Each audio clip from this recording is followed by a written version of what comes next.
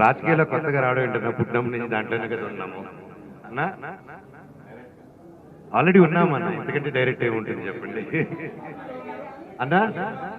జనాల పార్టీలో అన్నా.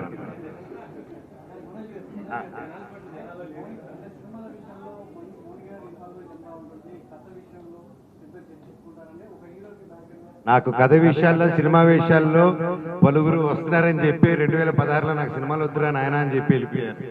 సో నా పని విషయంలో, నా డెసిషన్ విషయంలో, నా సినిమా, నా స్క్రిప్ట్ విషయంలో ఎవరు వినరండి. మనోజ్ మాత్రమే వింటాడు. మనోజ్ ఒకటే డెసిషన్ తీసుకుంటాడు. అండ్ దర్ ఇస్ అప్పుడు అంతే, ఇప్పుడు అంతే. And my wife also respects my space. And నేను కూడా ఆవిడ స్పేస్ రెస్పెక్ట్ చేస్తున్నాను. ఆవిడ ఏం చేయాలనుకుంటున్నారో వాటికి సపోర్ట్గా ఉంటాను తప్ప, నేనేం చేయాలనుకుంటున్నా ఆవిడ సపోర్ట్ ఉంటుంది తప్ప ఒకరి దాంట్లో ఒకరిని ఆ స్పేస్ని డిస్టర్బ్ చేయట్లేదు.